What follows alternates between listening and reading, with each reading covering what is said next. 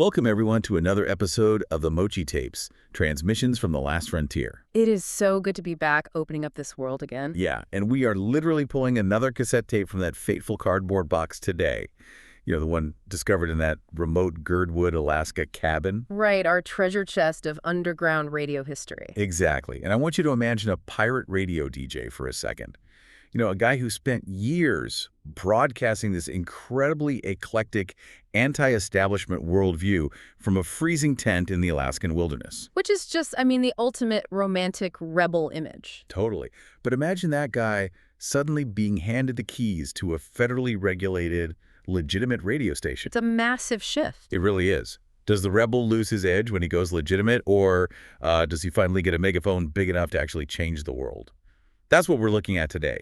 This tape captures a moment of just monumental transition. It is a phenomenal shift in the story we've been following. Up until now, our explorations of these tapes have been anchored in the autumn and winter of 1997. Right, the real pirate days. Exactly.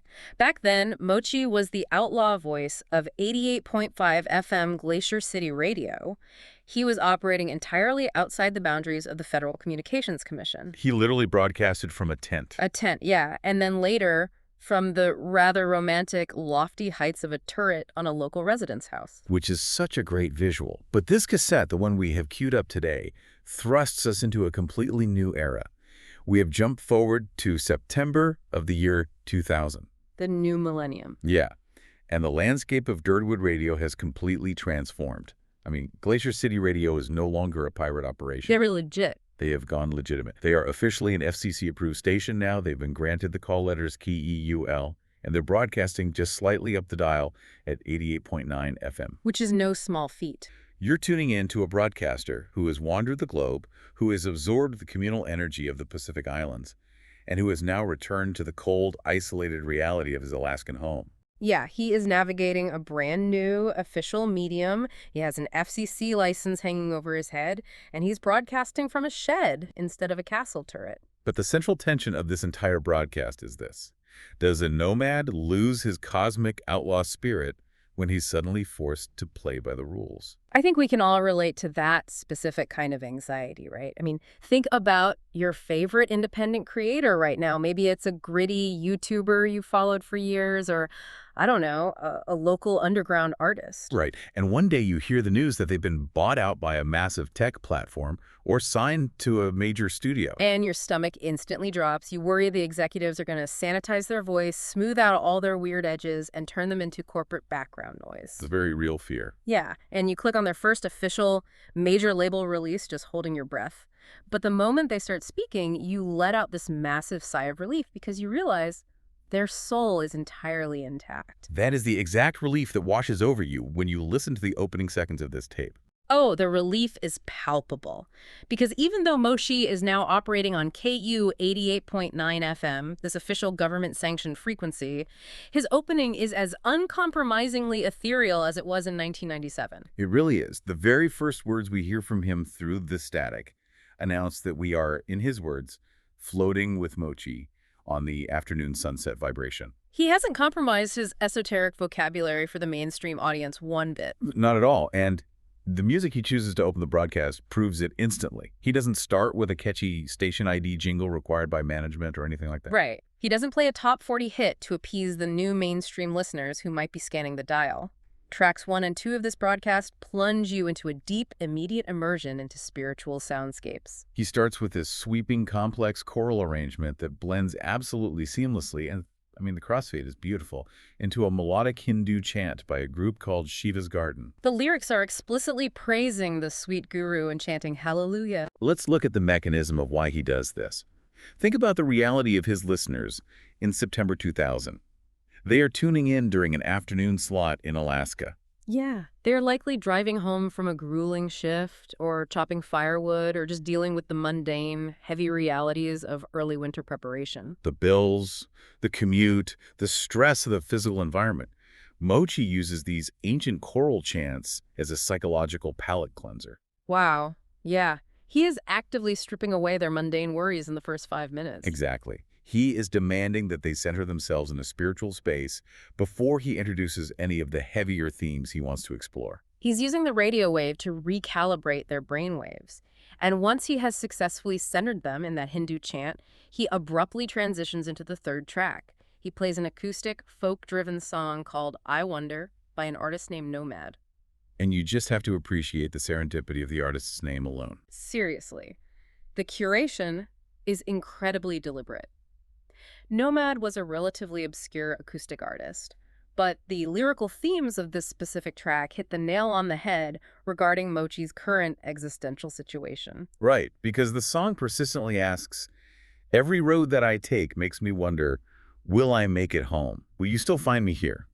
Let's really unpack that phrase, will I make it home? Think about that in the context of Mochi's own recent journey. Yeah, he left the turret, he flew across the ocean to Hawaii, he immersed himself in a totally different spiritual community, and now he has returned to a shed in Girdwood. So what does this actually mean for someone who defines his entire identity by his movement? The concept of home for a nomad is an incredibly fluid, slippery thing. Is home the geographical place you just left? Is it the destination you are walking toward? Or is home just a temporary state of mind that you carry in your backpack? It raises a fundamental psychological question about the nature of returning. Mochi is physically back in Girdwood, yes, but he's questioning if he truly fits back into the energetic space he left behind. Yeah, the song's persistent questioning reflects the very real anxiety of a traveler trying to plant roots in soil that might have frozen over while they were gone. But I love that he doesn't let us wallow in that acoustic wandering anxiety for too long. No, he doesn't let the audience just sit there feeling lost. Because the moment I Wonder ends, he shifts gears so hard it gives you whiplash. Oh, absolutely. For the fourth track, he drops in Blue Train by Robert Plant and Jimmy Page. The sonic shift is absolutely massive. We go from a delicate, finger-picked acoustic guitar straight into this heavy, driving, atmospheric blues rock. It's important to understand the context of Page and Plant in the late 90s and 2000. This track is from their Walking into Clarksdale album era, Right. where they were actively trying to walk away from the pure nostalgia of the Led Zeppelin legacy and blend heavy blues with the world music and North African influences that Plant was obsessed with. Which directly mirrors Mochi's own aesthetic, right? Yeah. Blending heavy Western realities with global spirituality. The lyrics talk about a train roaring across the heart and the rain falling down. Yeah, so why do you think he placed this massive blues track right after the acoustic wandering? Well, if we look at the psychological architecture of this four-song sequence, Mochi is mimicking the exact internal process of returning to civilization after a profound journey. Oh, I see where you're going with this. Right, so tracks 1 and 2, the choral chants, they represented the spiritual ideal, the enlightenment he chased in Hawaii. Track 3, the acoustic nomad track, represented the internal questioning and doubt on the journey back. And track 4, the heavy blues of Plant and Page, represents the visceral, unavoidable roar of normal life rushing back in. Exactly. It is the acceptance of a heavy reality. The train is moving, your heart is beating, the Alaskan rain is falling, and the present moment simply cannot be ignored anymore. It's a masterclass in using musical sequencing to tell an emotional story without saying a word. It really is. But right after that heavy blues track fades out, we finally get to hear Mochi speak. We get his first spoken monologue of the year 2000 era. And I found this fascinating because he immediately anchors his newly licensed broadcast in astrology. Yeah, but he defines it in a way that feels incredibly grounded. He gets on the mic and tells the audience astrology is a language of symbols. Right, he breaks down the 360-degree zodiac, explaining that it represents an idealistic process of energy transformation. He is being very careful to explain the mechanisms of his philosophy. He isn't presenting astrology as a magical fortune-telling device. No, he's actively distancing his show from the generic sun sign horoscopes you'd read at the back of a daily newspaper that tell you you're going to meet a tall, dark stranger. Thank goodness. Instead, he's presenting the zodiac as a complex psychological framework for navigating life's inevitable chaos. He explains the physical reality, right? Every rotation of the globe, the changing relationship of the Earth's tilt to the sun, acquires a symbolic and structural meaning that human beings have mapped out over millennia. Yeah, and he specifies that at this exact moment, in September 2000, they are in the sun sign of Virgo, the 13th degree to be exact. And he frames Virgo as the 6th phase of the 12-phase zodiac cycle. According to Mochi's explanation, Virgo is the final stage of individual expression.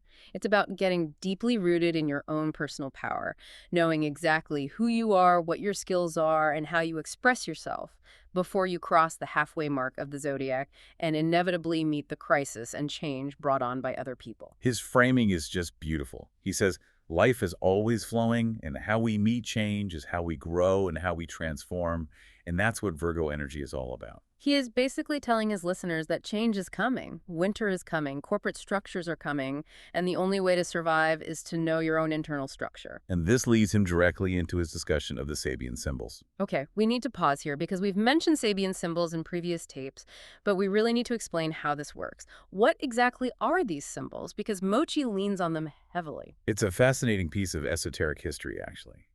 In 1925, an astrologer named Mark Edmund Jones and a clairvoyant named Elsie Wheeler went to Balboa Park in San Diego. Okay. Jones had a deck of 360 blank index cards, each corresponding to one exact degree of the zodiac. Wheeler, who was severely disabled and lived most of her life in a wheelchair, possessed this incredible visual clairvoyance. Oh, okay. Yeah. Jones would shuffle the blank cards, draw one at random without looking at the degree, and Wheeler would describe a highly specific, poetic image that flashed into her mind. Jones would write it down. That is wild. In one day, they channeled 360 incredibly vivid, poetic images that mapped onto human psychological states. These became the Sabian symbols. It's like a highly formalized 360-degree tarot deck. Exactly. And Mochi tells his audience that the specific Sabian symbol for the 14th degree of Virgo, the exact energy they were sitting in that afternoon, is an aristocratic family tree. Right. And his interpretation of this specific image is profoundly deep. He reads the keynote of this symbol over the airwaves. It says, a deep reliance upon the ancestral roots of individual character. He argues that when a human being faces a time of intense crisis or forced decision, the true power available to them isn't found in looking forward. It has very deep roots in the past. Yeah, and he clarifies that this doesn't necessarily mean your literal physical ancestry. It can mean the specific past outlined by your own previous experiences and the foundations you've built. Let me read you the exact quote from the tape because it made me stop pacing and just stare at the wall. Mochi tells his audience, true spontaneity and creativity are always based on a structured sequence of antecedents. One returns to the roots in order to produce the flowering of personality. That is a staggering piece of philosophy to broadcast from a tool shed in Alaska. Right. Let's break down the mechanics of what he's arguing. We tend to think of creativity as wild, untethered chaos. Right, but Mochi is arguing that you cannot effectively rebel, you cannot innovate, and you cannot be truly spontaneous unless you have a firm, rigorous grasp on the structured history that preceded you. You have to deeply understand the rules of the game before you can break them in a way that actually matters. Yes. It's the spruce tree analogy all over again. If you are a towering spruce tree in the Girdwood Valley and a brutal 80-mile-an-hour winter storm rips through the mountains, you do not survive because your upper branches are flexible or because your leaves are particularly creative. Exactly. The top half of the tree gets battered. You survive because your root system goes deep, deep down into the frozen, unglamorous earth beneath you. The strength to face the chaos of the storm comes entirely from the unseen structures buried beneath the surface. It perfectly contextualizes his own life. Returning to Girdwood is Mochi returning to his roots. He went out into the wider world, he crossed the ocean, he gathered wild, spontaneous new experiences in a Hawaiian commune, and then he brought them back to the very specific, isolated community that originally fostered his radio identity. He is relying on his own historical roots in Girdwood to power this new, heavily regulated phase of his broadcasting life. He is using his past to survive the FCC transition. And he actively encourages you, the listener, to do the exact same thing. He says over the mic, today is a good day to go within, find our strength in our past, not to shun it and run from it, but to see what we have learned from it and how we can grow and change with it. It's incredibly grounding advice for a world that constantly tells us to abandon the past and only look to the future. It really is.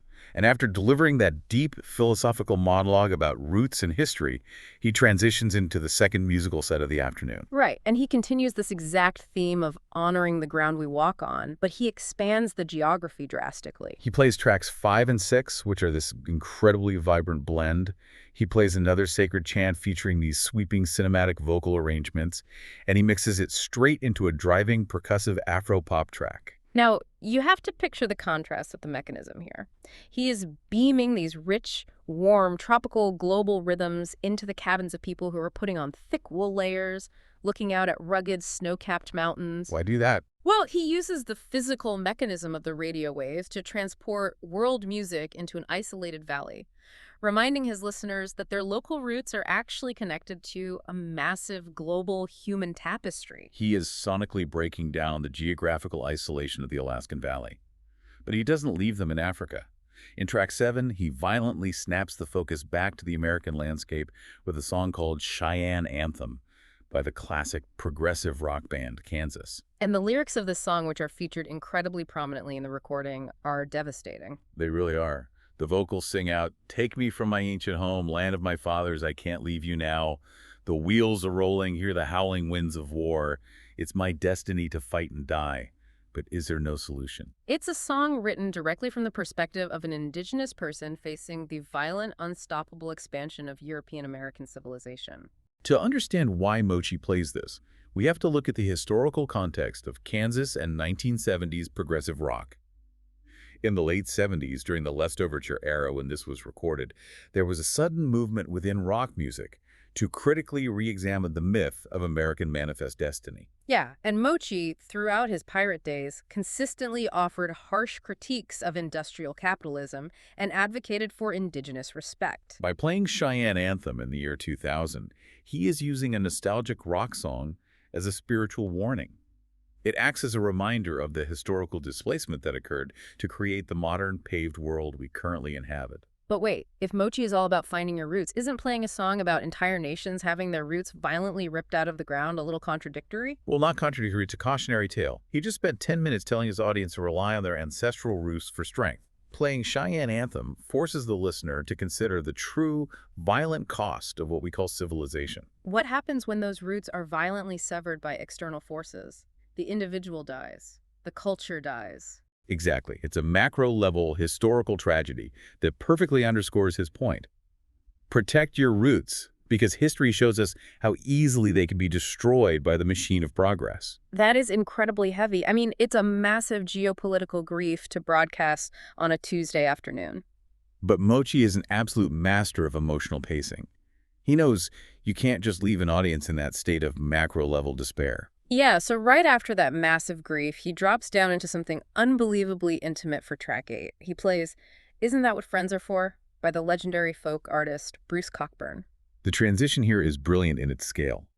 We move from the displacement of entire nations and the howling winds of war down to a single, whispered conversation between two friends who are just trying to survive the darkness of the world. Bruce Cockburn is a Canadian artist heavily known for his political activism, but this song strips all the politics away and leaves only the human element. The lyrics in this Cockburn track are basically spoken word poetry, and they just floor me. The singer talks about a strangeness sweeping through bodies, houses, and streets, a perfect description of millennial anxiety in the year 2000. And then there's this specific verse that Mochi highlights. "I've been scraping little shavings off my ration of light, and I formed it into a ball, and each time I pack a bit more onto it. I scoop it from its secret cache, and I send it to you, against those moments when the darkness blows under your door." Wow. Scraping little shavings off my ration of light. That is arguably one of the most stunning metaphors for human connection in difficult times ever written. It made me stop and think about the actual physical mechanism of Mochi's radio show. What is radio broadcasting, technically? It is the transmission of electromagnetic waves. Right. It is, quite literally, the transmission of light energy on a spectrum we can't see, decoded by a receiver into sound. Isn't that exactly what Mochi is doing in that shed? Oh, that's beautiful. Yeah. He is sitting alone, surrounded by a cardboard box of CDs and tapes, scraping together these little shavings of musical and philosophical light. He rolls them all together into a 2-hour broadcast, and he fires that ball of light out over the radio waves to people who might be shivering in the dark, cold Alaskan autumn. His radio show is the literal embodiment of the friendship described in Cockburn's song. That is a profound way to interpret his role. He is hoarding light in order to share it. He is a conduit. And as we move into the third set of the broadcast, which we can think of as the emotional core of the weekend, the theme of human connection continues, but it becomes much more complicated and vulnerable. Yeah, track 9 shifts the dynamic again. He plays the legendary Paul McCartney song, "Maybe I'm Amazed." Now, unlike the stoic, supportive friendship of the Cockburn song, this is a raw, desperate admission of total dependence. McCartney is belting out, maybe I'm a lonely man who's in the middle of something he doesn't really understand. Maybe I'm a man, and maybe you're the only woman who can ever help me. It is a song about being completely terrified by how much you need someone else to survive. It's important to remember the context of when McCartney wrote this. It was right after the brutal public breakup of the Beatles. Right, he was living in isolation in Scotland, completely depressed and relying entirely on his wife Linda to pull him out of the abyss. Which raises an interesting question about Mochi's curation here. Why follow a gentle song about deep, supportive friendship with a song about frantic, almost desperate romantic vulnerability? I think it maps perfectly onto Mochi's transition from Hawaii back to Alaska. In Hawaii, Mochi was at Kalani Hanawa, a retreat center defined by communal living, shared responsibilities, and dozens of people seeking enlightenment together. It was a broad, supportive network. Now he's back in Alaska, living a much more individualized, physically isolated existence. Right, going from the Cockburn song to the McCartney song reflects that harsh reality. Friendship is a choice of shared light, but the kind of romantic vulnerability McCartney is singing about is an absolute surrender of control. It's the terrifying realization that despite all your nomadic independence and cosmic philosophy, you are still fundamentally desperate for another human being to anchor you. It strips away the illusion of total self-reliance that nomads often project. And from that deep, terrifying emotional vulnerability, Mochi pivots to something incredibly grounded, visceral, and almost aggressively normal. Track 10 is a cover of the Tom Waits classic, Looking for the Heart, Saturday Night, performed here by the actress and singer Mary Elizabeth Mastrantonio. Instantly, the heavy emotional vibe lifts.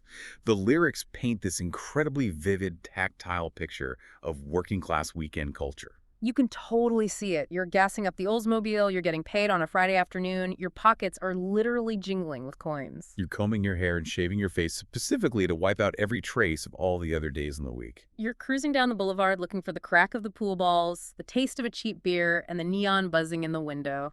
This track is conceptually vital because it ties directly back to Mochi's overarching dialogue about urban alienation and the realities of capitalism.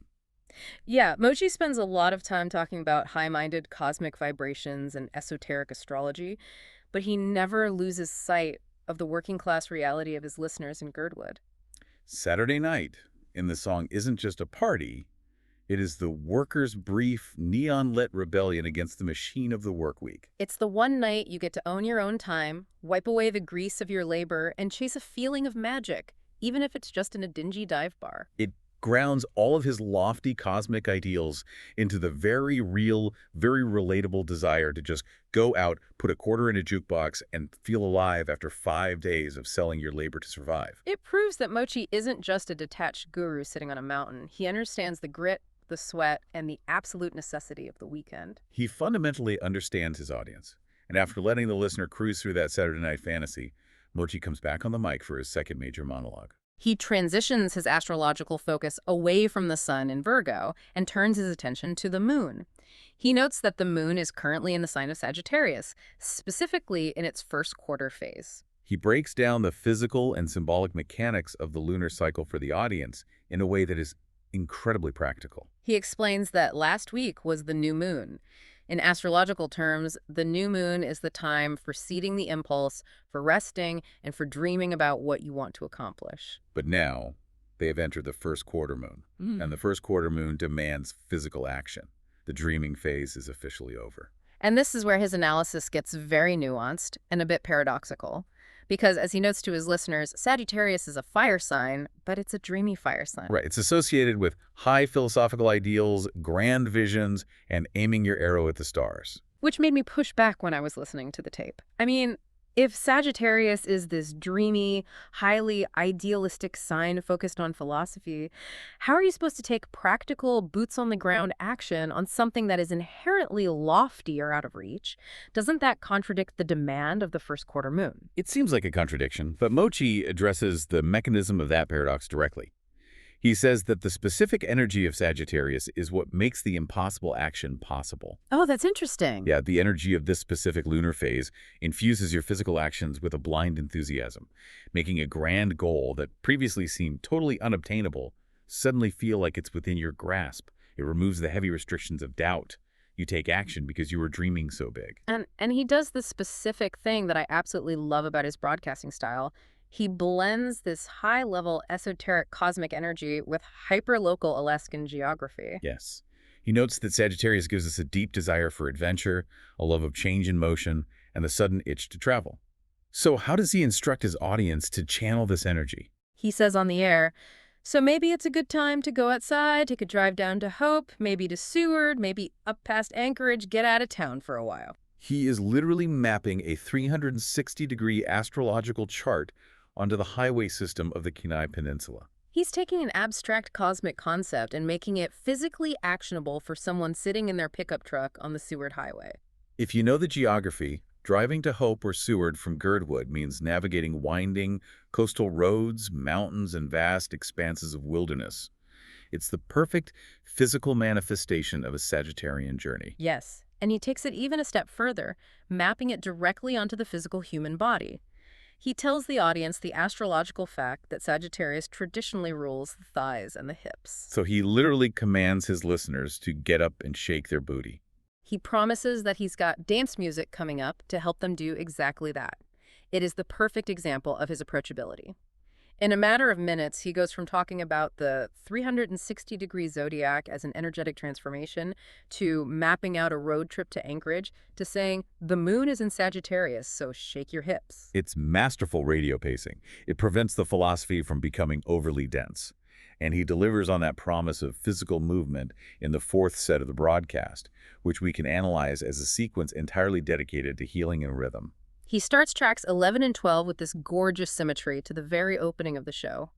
We hear a stirring, rhythmic Native American chant that bleeds seamlessly into another melodic Hindu chant by Shiva's garden. He's performing an energetic reset, essentially opening the second half of the broadcast using the exact same structural tools he used to open the first half. It acts as a necessary palate cleanser before he drops into track 13, which is The Healing Room by the incredible Sinead O'Connor. And the context of O'Connor in the late 90s and 2000 is vital here.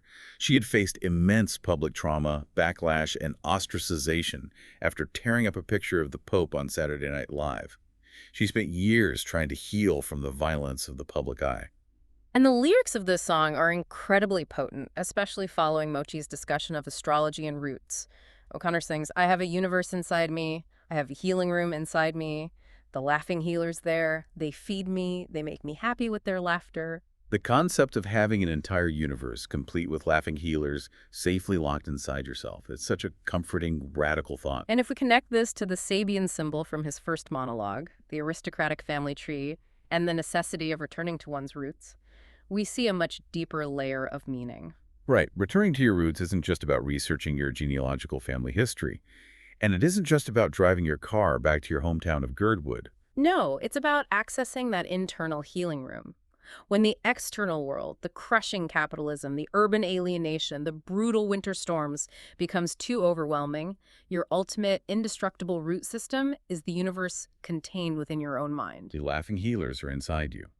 You just have to know the mechanism of how to visit them. And once you've visited that healing room and restored your energy, you have the capacity to move. Mochi fulfills his promise to get the listeners' hips moving with tracks 14 and 15. He plays White Bikini Sam by Throwing Muses and Glad by Mazzy Star. The curation here is so specific to the era. He doesn't play standard, polished club dance tracks. Throwing Muses and Mazzy Star were staples of the 90s alternative rock scene, dominated by powerful female vocalists. These tracks have this alternative, deeply rhythmic, slightly distorted grit to them. They offer a hypnotic, swaying, almost brooding danceability that fits the rainy, coastal, flannel-wearing vibe of the Pacific Northwest of Alaska perfectly. You can just vividly imagine people in their small wooden cabins making dinner on a Tuesday night, swaying their hips to Throwing Muses exactly like Mochi told them to.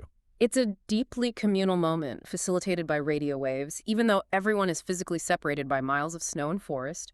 But then, Mochi executes a genre pivot that genuinely caught me off guard in the best way possible. We enter the fifth set of the broadcast, and Mochi decides to bring the concrete streets directly to the Alaskan snow. He drops track 16. Vocab by the Fugees.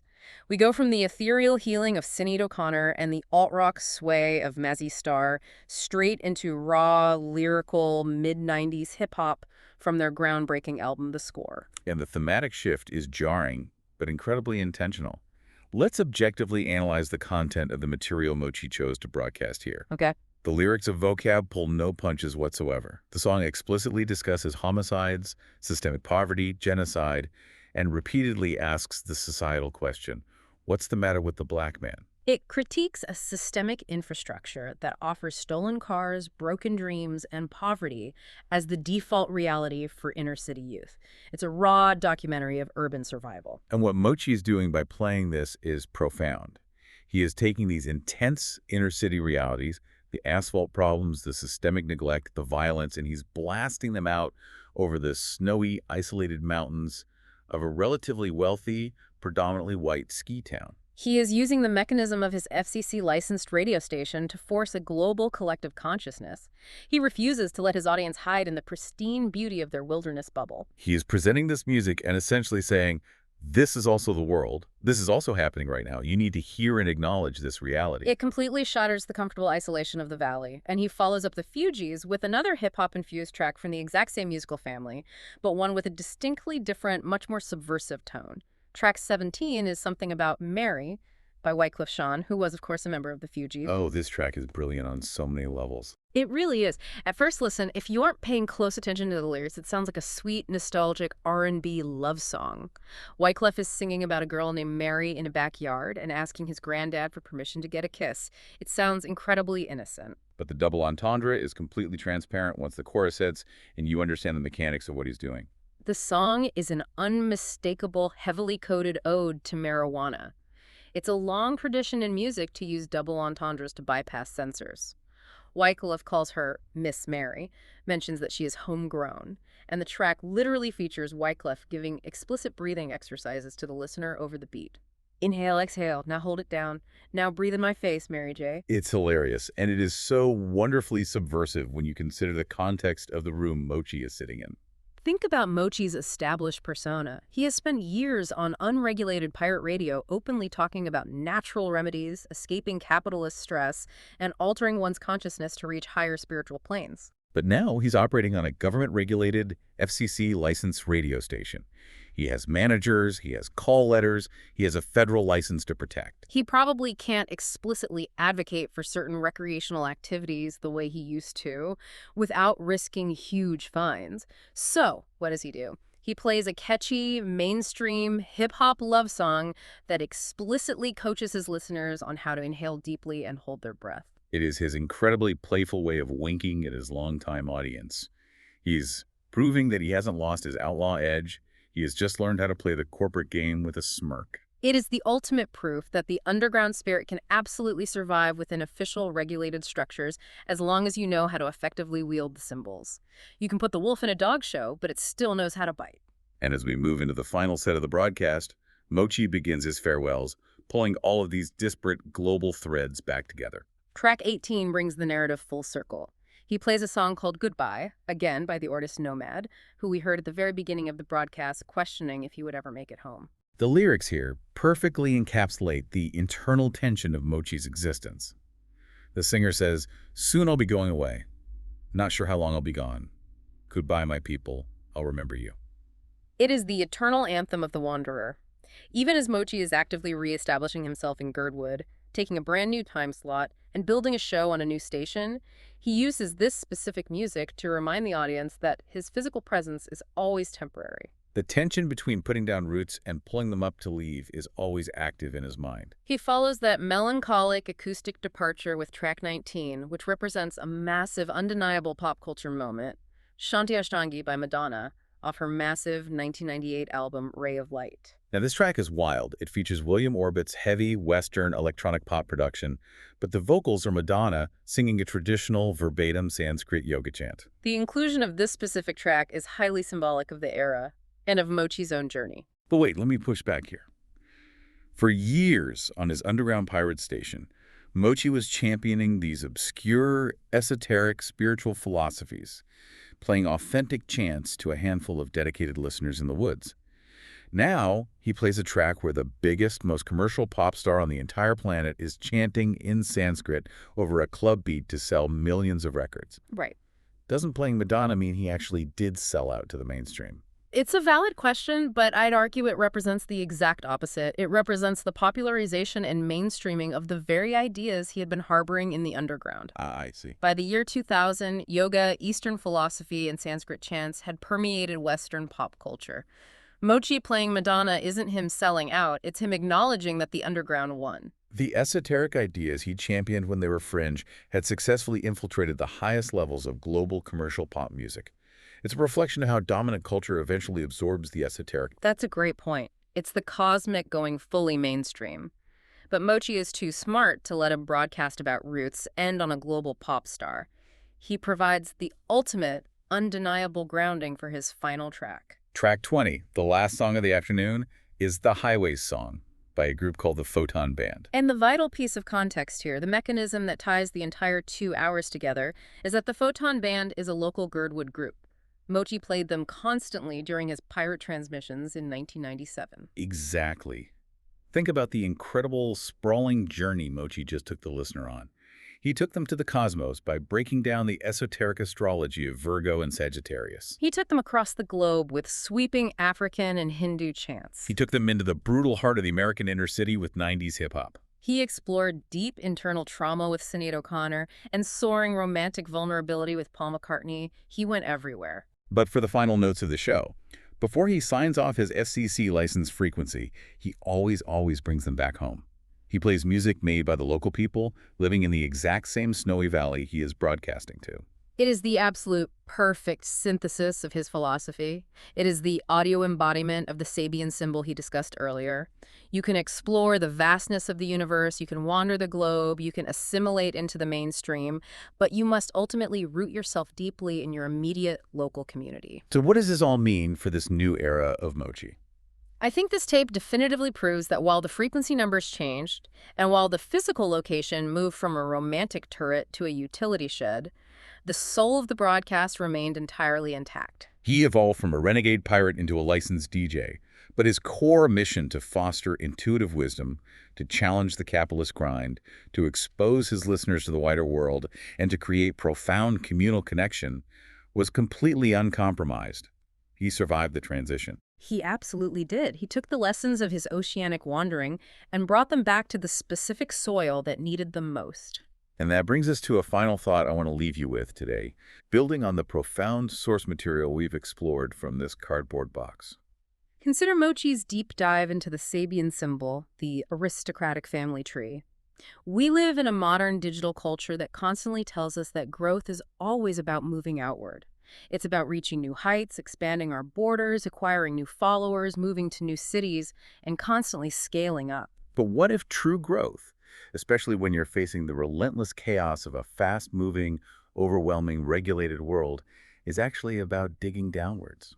What if the most radical, transformative action you can take this week isn't exploring somewhere brand new, but finally taking the time to map the depths of the roots you already have?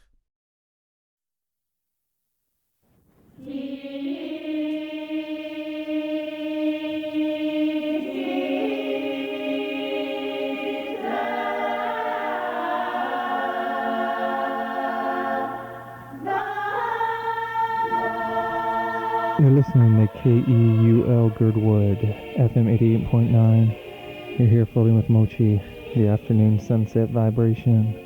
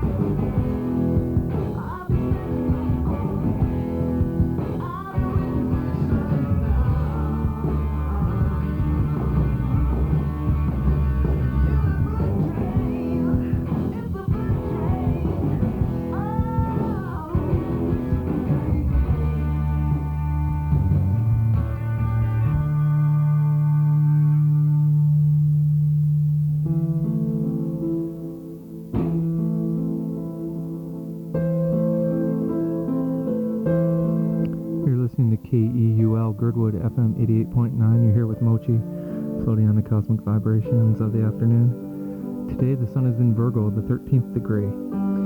Astrology is a language of symbols, and the 360 degrees that make up the zodiac refer to a vitalistic process of transformation of energy.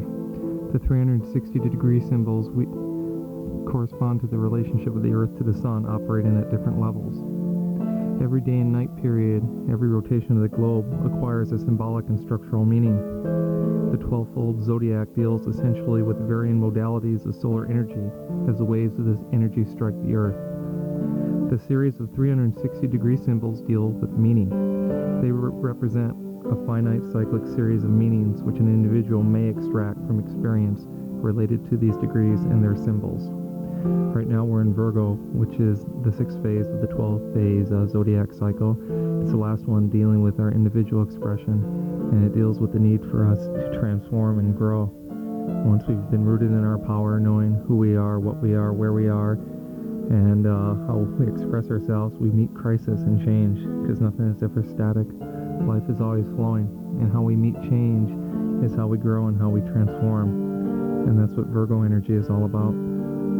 The Sabian symbol for today for Virgo 14th degree is an aristocratic family tree.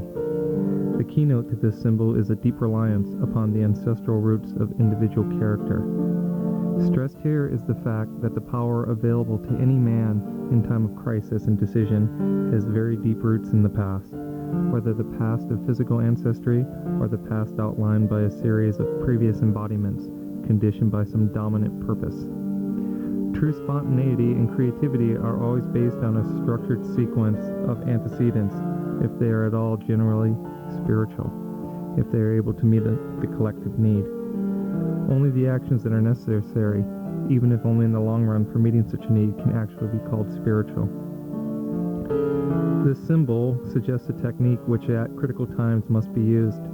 It characterizes the means for true success. One returns to the roots in order to produce the flowering of personality. If this flower is to bring forth a living seed, root power is essential to seed achievement. So today is a good day to go within, find our strength in our past, not to shun it and run from it, but to see what we have learned from it and how we can grow and change with it. Today is also a first quarter moon in Sagittarius, so there's a lot going on astrologically today, a lot of energy flowing out from the cosmos into us. Sit back, take a breath, and feel it flow through you.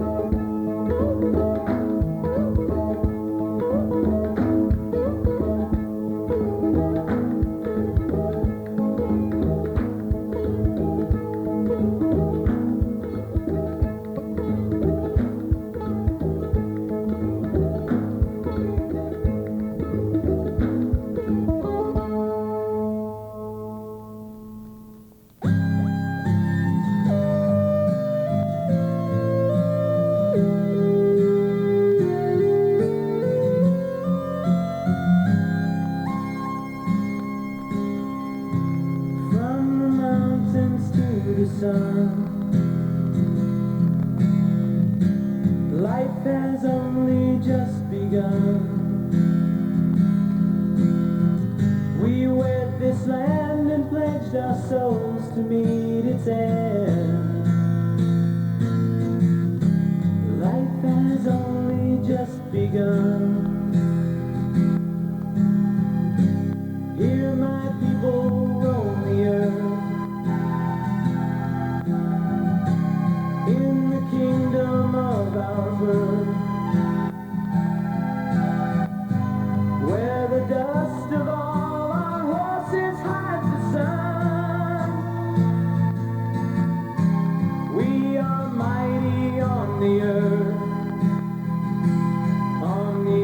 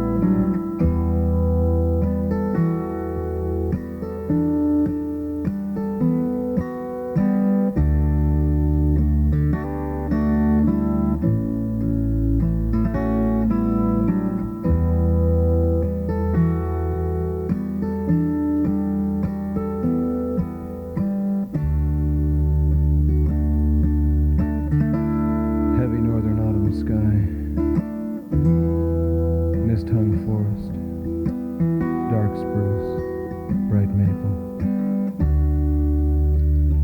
and the great lake rolling forever to the narrow gray beach.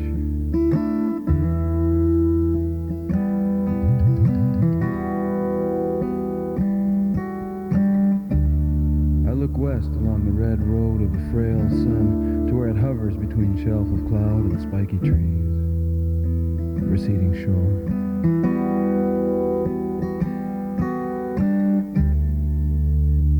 The world is full of seasons, of anguish, of laughter.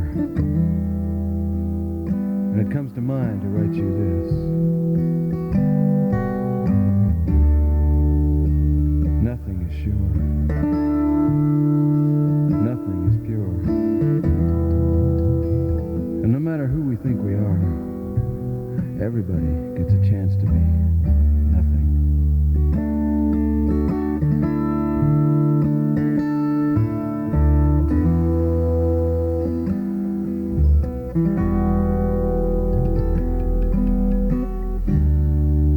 Love's supposed to heal, but it breaks my heart to feel the pain in your voice.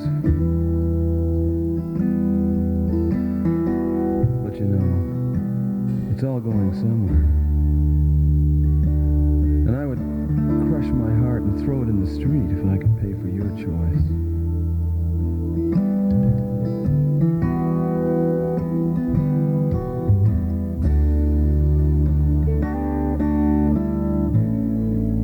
Isn't that what friends are for?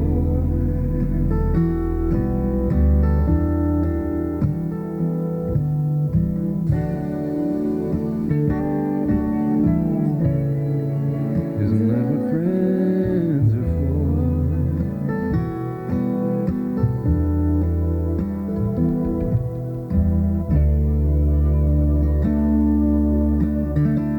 We're the insect life of paradise. Crawl across leaf or among towering blades of grass. Glimpse only sometimes the amazing breadth of heaven.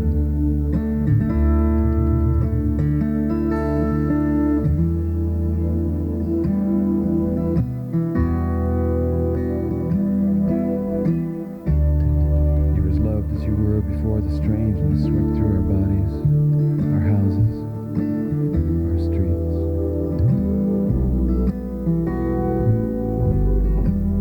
When we could speak without codes and lights swirled around like windblown petals, our feet.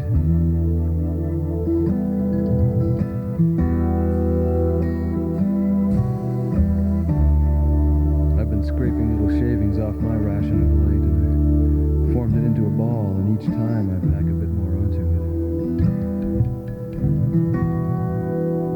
And I make a bowl of my hands, and I scoop it from its secret cache under a loose board in the floor. And I blow across it, and I send it to you against those moments when the darkness blows under your door.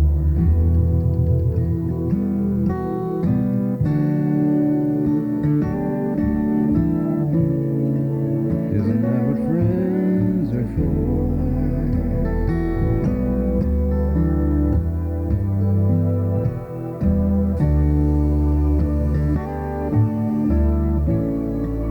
Isn't that what friends are for?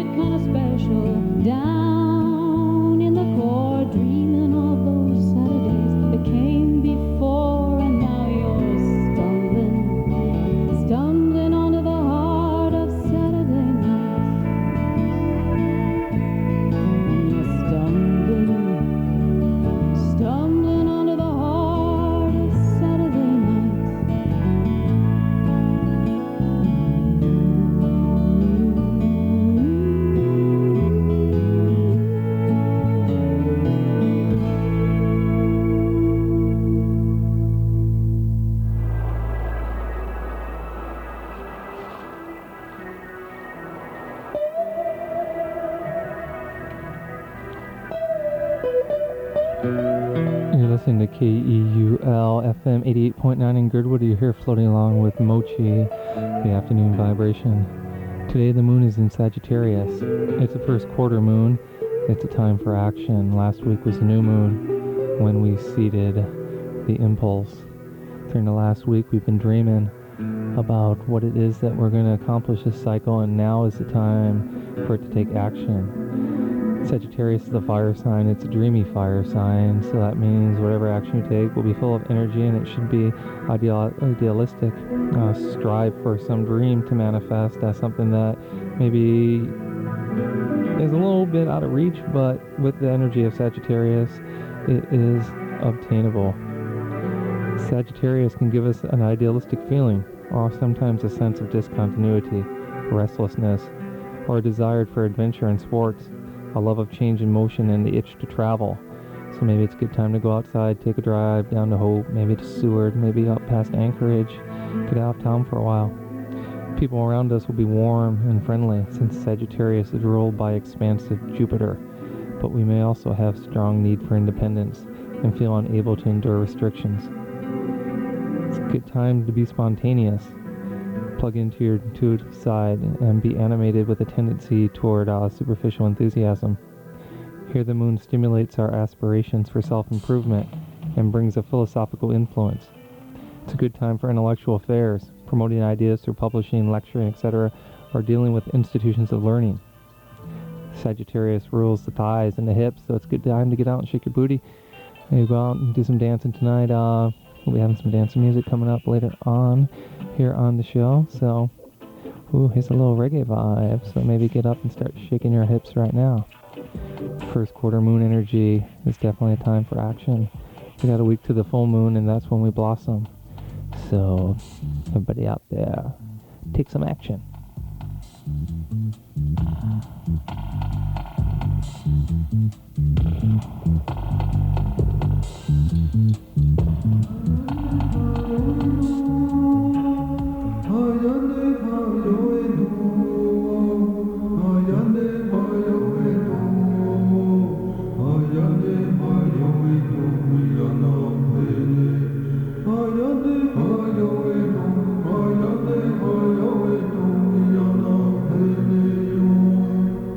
Yeah.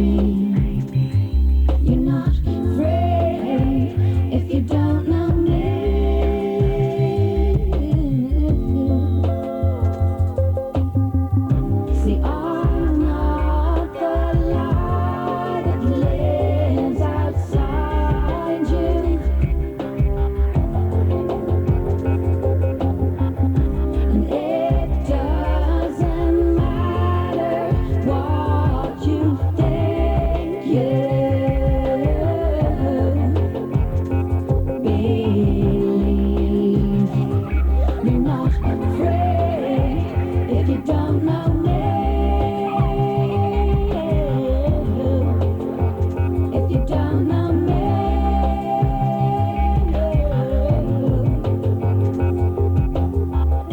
See, I am the universe inside you.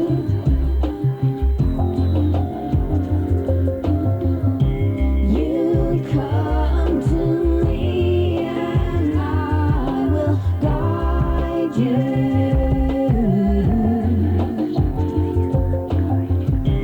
And make you happy with my laughter.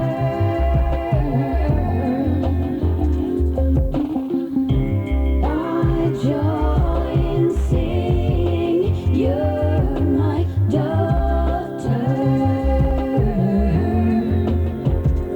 You're my daughter. So believe. You're not afraid if you don't know me. If you don't know me.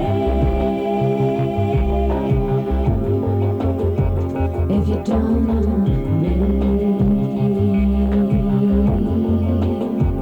If you don't know me. If you don't know me. If you don't know me.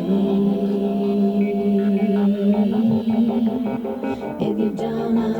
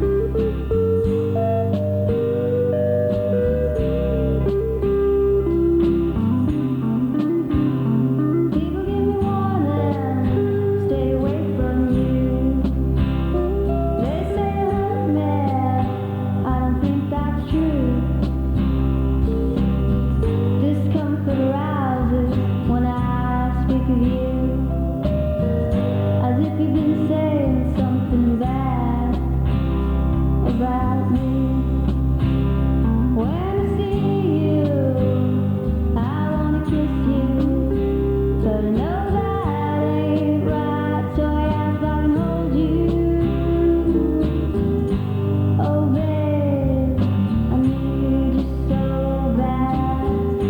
Oh babe, I only wanna make you glad.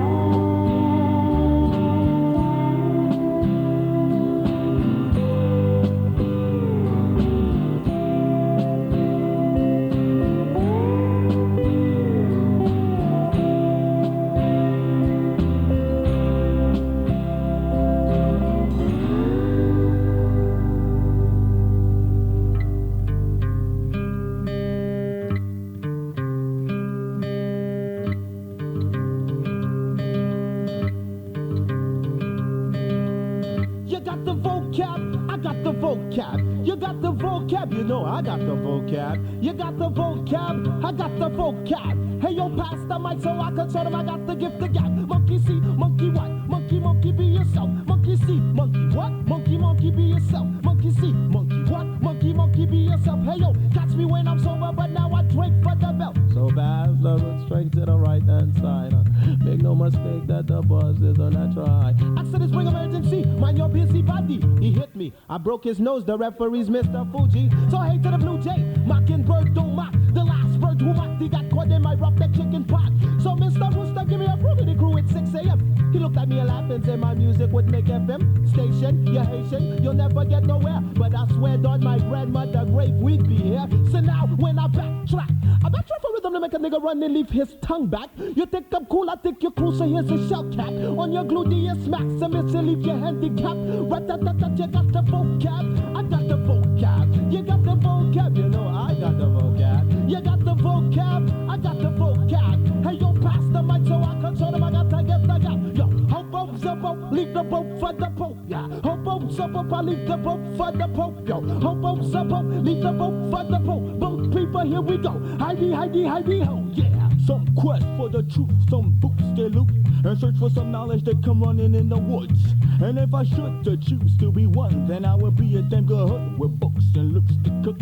My proof is in my pudding. If I chill in the hood, would you be saying that I'm hooding? Now, let me exercise a new style that will brutalize MCs into a warpath genocide. Nobody move, nobody get hurt. It's a homicide, so jump, bucks, ready to get snuck.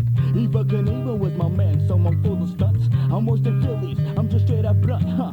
Me, you tryna light up, you get blast like nitrogen. Running for mercy, running for oxygen. Battle and make you better off committing suicide. I shoot the lips so high, I strip you of your carbon dioxide. Rock the by the lullaby, he be singing, oh my, boom, bop, another son of good die. What's the matter with the black man? Black man, What's the matter with the black man? black man. Now a statistic, so dreams deferred become realistic. Bombastic, he's mystic, you don't believe me, check the psychic. Emancipate your mind, don't set the limit, reach the summit. Free your spirit, cause you're blunted from the lyrics I just studied. Live out the streets, says the brother with the machete. Live out the lady, says the brother with the glocky. But yo, I live logically, no weak slave to poverty. You see, it's very easy to slip between the asphalt tree. Brothers from my way, they used to get mad, play stealing cars and busting donuts till the break of day. Brother, my brother, you played me undercover. She wouldn't be your lover, so now you try to diss her. The sister, you missed her, but ask yourself the question: can I make a suggestion? I lead her to confession. If she skins, cause the skins that she's in make her sin. Do you hit her just to get her and degrade another sister? Mister, I asked him for a hanky, he asked if he could spank me. So why you disrespect me, sir? Word, you thinking I'm misguided, or were you trying to hide it that you had no father figure? Which triggered your whackness? It wrong is towards my blackness. I would offer a smack, but I don't think that would help this. What's the matter with the black man? Black man, all original gunman, them original good.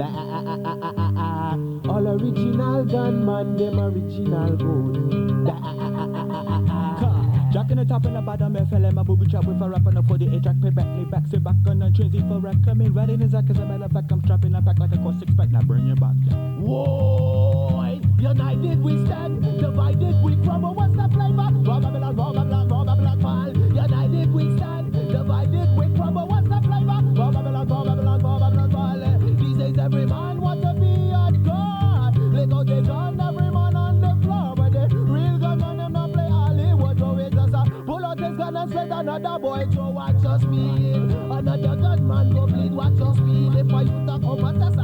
ready, watch your speed. Me have to come in ready, watch your speed. Watch this up original translator crew. Oh, every time we come correct. We out.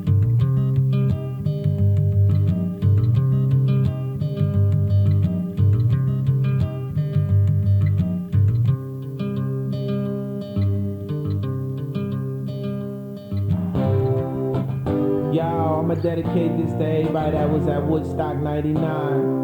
DMX, Limp Bizkit, Sheryl Crow, amongst many. Yo, just before I got on stage, this chick came up to me, she offered me something. It looked kind of strange, it was in a bag. I said, yo girl, let me talk to you real quick. Yo, I don't sniff cocaine, cause it messed up my brain. For sexual stimulation, I never did no ecstasy. I don't pop pills, I never did no LSD.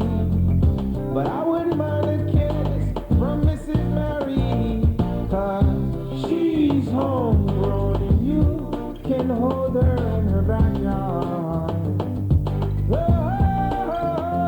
Oh, she's homegrown and you can get a kiss in her backyard. I remember when I was young boy, I went to my granddad, said, Daddy, can I get a pull? He looked at me, he said, son, man, you're too young, kid. When you get old enough and you understand, yeah, I let you get one kiss from Mrs. Mary, cause she's homegrown and you can grow her in her backyard. Homegrown and you can hold her in her backyard. If she allows you to, you can roll her out. She's homegrown and you can kiss her in her backyard. She's homegrown. I like to be with you, Miss Mary, in your backyard. That's when she looked at me, she said, why, Clem, this is what I want you to do, son. Come on, inhale, exhale, exhale, inhale, inhale, exhale. Now hold it now. Inhale, exhale, inhale, exhale, exhale, inhale. Now breathe in my face. Mary Jane, Mary Jane. She said that she's homegrown and you can grow her in her backyard. She's homegrown. She said, Claire, I'll kiss you in my backyard. And my daddy don't need to know. She said that I'm homegrown and you can grow me in your backyard.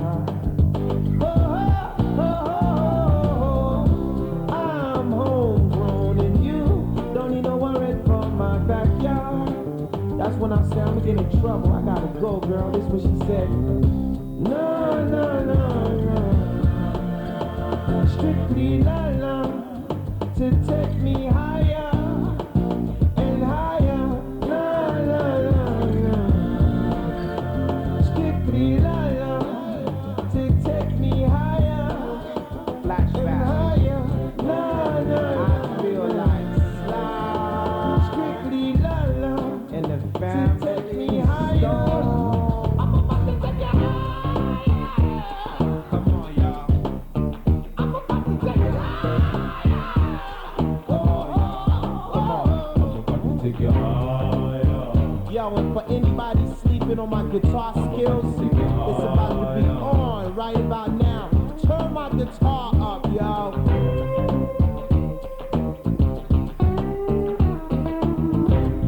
What up, Jimi Hendrix? I see you, baby.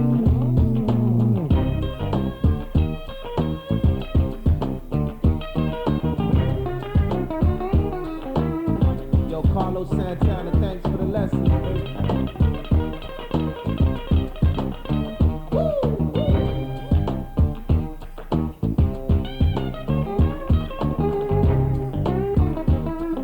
Yo, Steve I ain't forget you, man.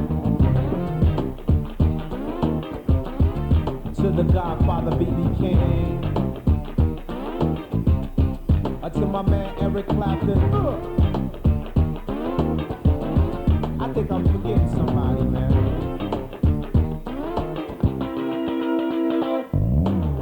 The artist. Yo, Jerry Wonder, man, you playing that bass like Bootsy Collins, man. Don't hurt him, baby boy.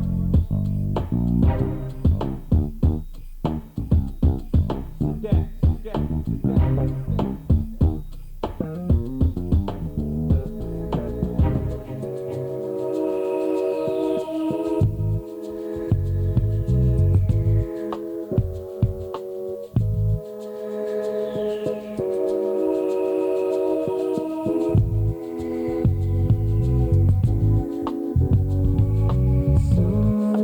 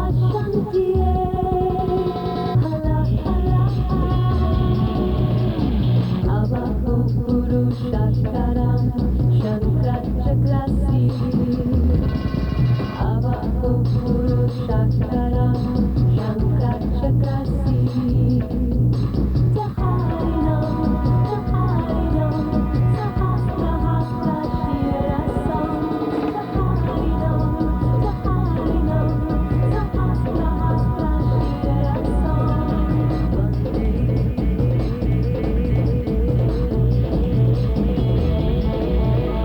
Om Shanti, Om Shanti, Shanti Shanti, Shanti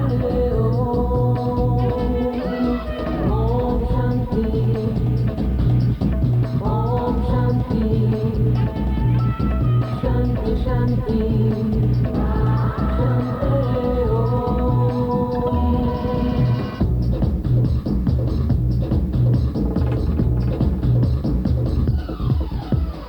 Vande Gurunam Charanarvinde Sandarshita Swatma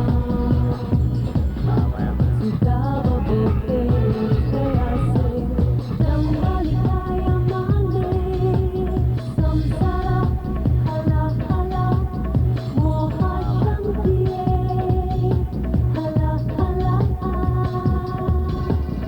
Avapuru Shakaram, Shankrachakrasi, Avapuru Shakaram, Shankrachakrasi, Taharinam, Taharinam, Sahasrahasra Shirasam, Taharinam, Taharinam, Sahasrahasra Shirasam,